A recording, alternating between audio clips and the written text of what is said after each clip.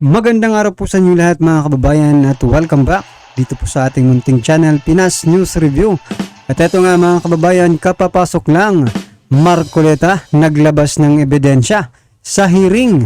PRRD Morales nahuli, Santiago Jinggoy Lisa. Yan mga kababayan ang ating alamin. Binasa ko po yung title mula kay Pinas News Insider. Nasa description po ang full video link ng video ito.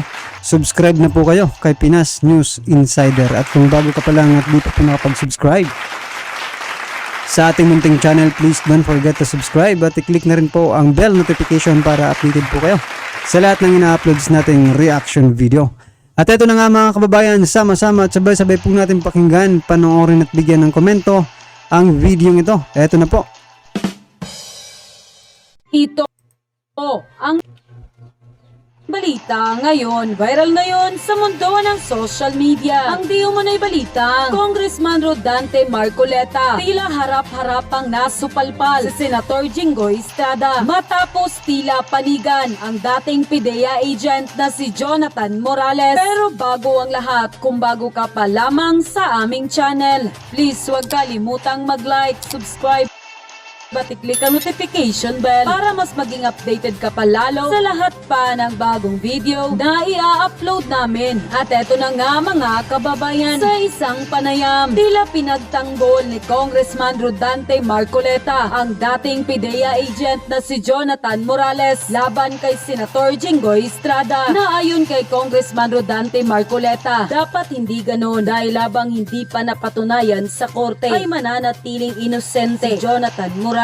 Unquote. Tila natawa si Kong Marcoleta sa harap-harapang pagsupalpal ni Jonathan Morales kay Senator Jinggoy Estrada sa pagdinig sa Senado patungkol sa PIDEA leak, as pati ang kanyang mga kasamahan ay tila napabilib din sa tapang ni Jonathan Morales. At pagkatapos ng ikatlong pagdinig ay hindi rin napigilan ng dating PIDEA agent na si Jonathan Morales na maiyak. Ito ay dahil sa umano'y mga taong lubos na sumusuporta sa kanya sa laban na ito at pinasalamatan niya, partikular na ang mga vloggers at mga ordinaryong tao na naniniwala sa kanya dahil mag-isa lang si Morales na humaharap sa Senado laban sa di umano'y puwersa ng mga Marcos. At sa kaugnay pang balita, matapos magtanong ni Senator Bato de la Rosa kay Picoy, ay kanya namang tinanong si Senator Jinggoy Estrada kung mayroon itong itatanong. Ay sinabi ng senator na wala itong itatanong dahil hindi ito interesado kay Picoy, ang taong di umano'y nagtangkang umareglo kay Jonathan Morales, na ayon naman sa ating mga kababayan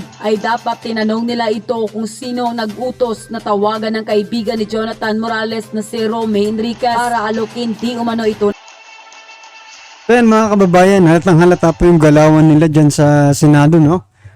Pagkat gaya nga po ng sabi kanina na itong si Picoy, kung itong si Picoy na ang tinatanong at iimbestigahan, hindi naman po nagtatanong itong mga nagtatanong din kay Morales.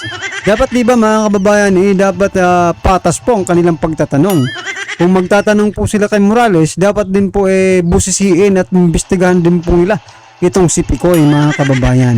Pero bakit ganon? Hindi po sila interesado dito kay Picoy, pero interesado po sila dito kay Morales. Ayan, napaghahalataan na po ng taong bayan ang inyong mga galawan ng pera at magbigay ng pabor dito para hindi na dumalo sa pagdinig. At ayon sa na-play na video, si James Comar daw ay kumontak kay Picoy at si FL Lisa di umano ang kumontak kay James Comar. Ngunit biglang nawala si Picoy sa eksena dahil maraming kumontra at nagsalita at may iba pang inimbita na dumalo sa pagdinig. At kabilang na nga dito ang surprise guest ni Senator Jinggoy Estrada. At ito pala ay ang dating PIDEA Chief General na si Dionisio Santiago ang humarap sa pagdinig at tila nagsalitang galit na galit sa kampo ni Morales at tila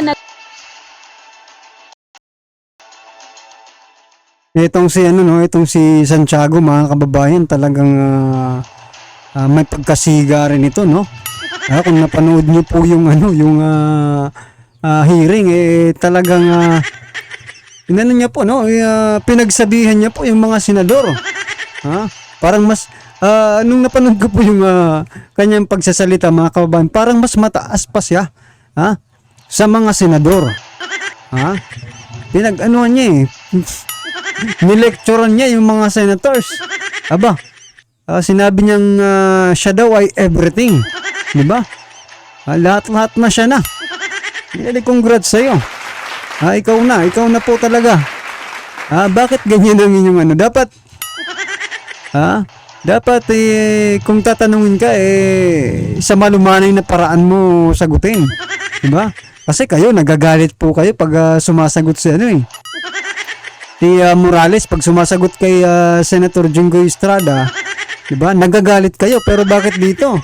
Dito mga kababayan kay Santiago, hindi po kayo umimik, diba? Parang minaliit na nga kayo dyan sa Senado, hindi pa rin kayo umimik.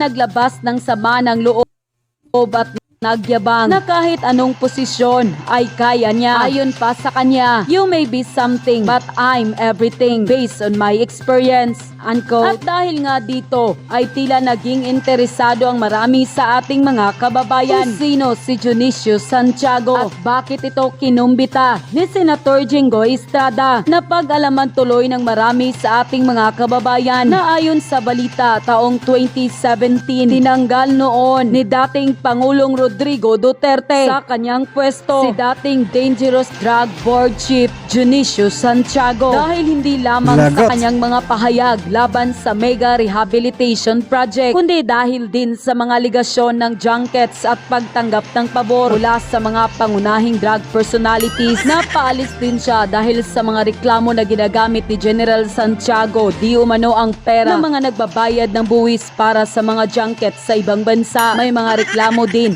na si General Santiago ay maaring tumanggap ng konsiderasyon mula sa mga pangunahing manlalaro ng ipinagbabawal na gamot. Ayon pa sa Philippine News Agency, pala Santiago fired over added claims of junket corruption. Former Dangerous Drug Board Chief Dionisio Santiago was removed from office by President Rodrigo Duterte not only due to his statements against the Mega Rehabilitation.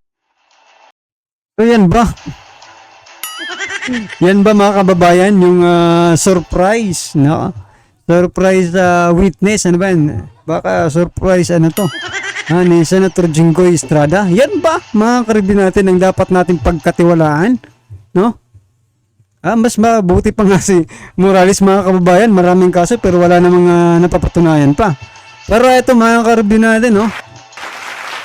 Tinanggal po ni dating Pangulong Rodrigo Roa Duterte. Ibig sabihin mga kababayan, dalawa lang yan. Pag tinanggal ka sa gobyerno, diba? Kung hindi po ikaw ay involved sa droga, ikaw po ay corrupt. Diba? Kasi galit na galit po ang ating dating presidente sa corrupt at involved dyan sa illegal na droga. Nako. Eto ba? Credible ba ang source na ito ni Senator Jinggoy Estrada? Dapat pinipiga rin yung credibility nito, di ba? Mga kababayan, tulad ng pagpipiga niya, no? Dito kay Morales.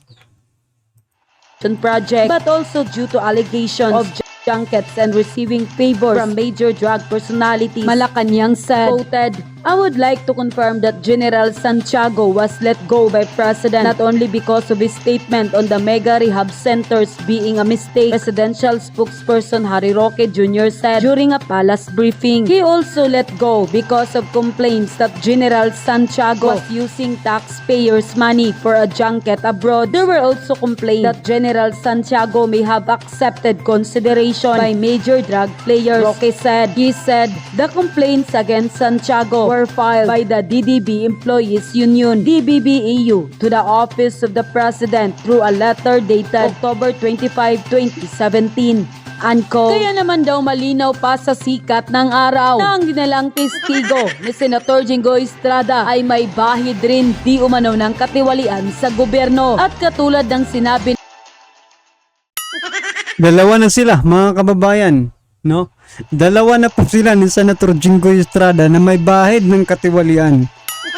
Sabagay mga karibin natin, hindi ka, kung ikaw di ba gumagawa ka ng katiwalian sa gobyerno, hindi ka rin makakahanap ng matitinong kaibigan, di ba? Malamang yung mga kaibigan mo ay mga tiwali rin. ni Senator Jinggoy Estrada sa pagdinig ukol kay Morales na ang may kaso ay hindi dapat paniwalaan at ayon pa sa kanila. Sabi ni General Junicio Santiago, storytelling liar daw si Jonathan Morales at di marunong rumispeto ng hierarchy ng organization. Sino ba tong surprise witness ni Jinggoy Estrada at bakit galit na galit siya kay Morales at sinabihan pa siyang na siya na lang ang magaling lagi? Si General Junicio ay na-appoint na Dangerous Drug Board Chairman ni PRRD noong July 2017, 4 months after nasibak siya dahil kinomplain siya ng DDB Employee Union sa Office of the President noong October 2017. Ano ang basis? Una, di umano ay mahilig sa junket, sinasama pa ang pamilya, kabit o di kaya'y paboritong DDB employee. Pangalawa, di umano ay tumanggap daw siya ng bahay sa mga patruhinog nung siya pa ang PIDEA chief. Check. Mga barkada mo, Jinggoy o Anko. Kasi nakikita ko si Senador Jinggoy. Opo. Ikaw pala may asuntong ganito, tsaka ganyan, tsaka ganito, tsaka ganyan. Opo. Hindi ka, parang questionable ka niyang pagkatao. Parang hindi naman dapat ganun eh. Oo. Kasi, mabuti hindi siya sumagot. Kayo nga po, may kaso. Diba? Kayo rin nga po, may kaso, di ba? Ibig sabihin, pareho po tayo ng kalagayan. Baka nga mas ano pa po kayo eh. Kasi ako po, nilalabang ko po, pero kayo may tapos na po yata. Pero po yata. Di ba? Opo. Mabuti nga, hindi ganun ang sinagot eh. Pero magaling talaga Hindi pwedeng ganun. Hindi pwedeng ganun. Kahit na, alam mo, pag ikaw ay wala pang conviction, hindi pa napatutunayan, mananatili yung presumption ng innocence. Ganun ang presumption natin eh. Mananatili yung presumption of innocence until proven otherwise. Ayan. Pag na-prove ka na guilty, na-convict ka, so doon lang mawawala yung innocence. Pero habang wala at di na-establish yun, nananatili kang walang kasalanan. So yan mga kababayan, sana mapanood yan ni Senator Jinggoy Estrada. At least may matutunan man lang siya dito kay Congressman Marcoleta. Diba? Na hanggat hindi na patutunayan sa husgado mga karibi natin, na guilty nga itong si Morales, nananatili po siyang inosente. Diba? Unlike po, if you are already, diba? Convicted, mga karibi natin. Wala na talagang pag-asa yan. Wala na pong pag-asa yan. Kasi, hinatulan ka na po eh. Na ikaw ay makasalanan dito sa mundong ibabaw, mga kababayan. Senator Jinggoy Estrada, ano po ang inyong masasabi? Baka sabihin mo naman po, kami ay nagko-komento lang at na opinion lang po ito. Baka sabihin mo naman po, wag mong pakialaman yung kaso ko. Wala naman kaming pakialam sa kaso mo. Di ba? Ang problema lang, ikaw po ay opisyal ng ating gobyerno, ng ating bansa, no?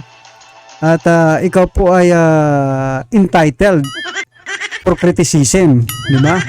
Kasi lahat po ng empleyado, ng mga opisyal, no, ng ating gobyerno,